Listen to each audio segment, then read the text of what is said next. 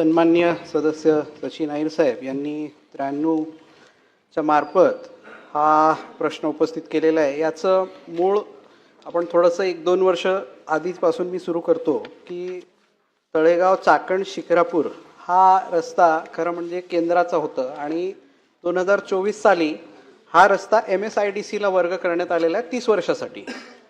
आणि 30 वर्षासाठी जरी दिला असेल पण आपल्याला 4 वर्षात त्याला एक डेव्हलपमेंट करायचं आहे। त्याला शिक्रापूर ते चाकण हा 3+3 लेन ॲट ग्रेड म्हणजे ग्राउंड लेवलवरच 3 आणि 3 असे 6 लेनचा रस्ता होईल।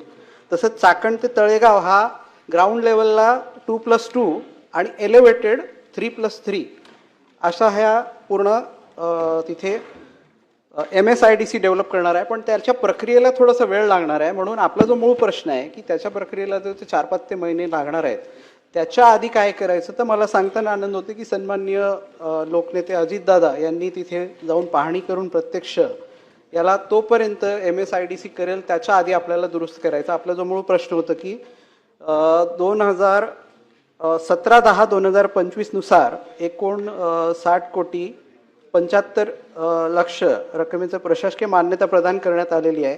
डिसेंबरचा जो अर्थसंकल्प झाला होता त्याच्यात त्याला 16 कोटी तेवढा आपण तिथे दिलेला आहे। PMRDAचा जो त्यांच्या अखत्यारीतला जो रस्ता आहे त्याच्यात 2 वर्क ऑर्डर्स आहेत।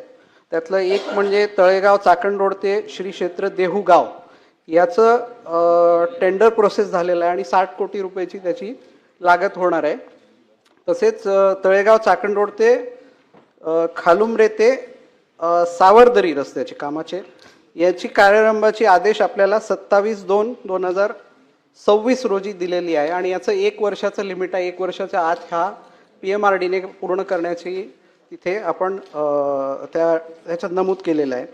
आणि त्याच्यात 5 ते 6 छोटे रोड मिळून ह्या वर्क ऑर्डरमध्ये 68 कोटी रुपये एवढं याचं टेंडर कॉस्ट आहे।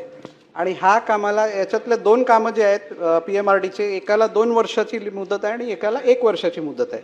आणि अधिकची माहिती जे आपण म्हणतायत की एक बैठक लावावे, तर निश्चितपणे आपण ती बैठक लावू आणि त्याच्यात ते टॉयलेटची व्यवस्था असेल, आज जे तिथे पॉट होल्सची दुरुस्ती चालू आहे, हा टॉयलेट तयार करायची असेल त्याच्या संदर्भात बैठक निश्चितपणे घेऊ आणि याच्यात निधी कुठल्याही प्रमाणे याच्यात कमी पडणार नाही अशी रस्ता कधी पूर्ण होईल?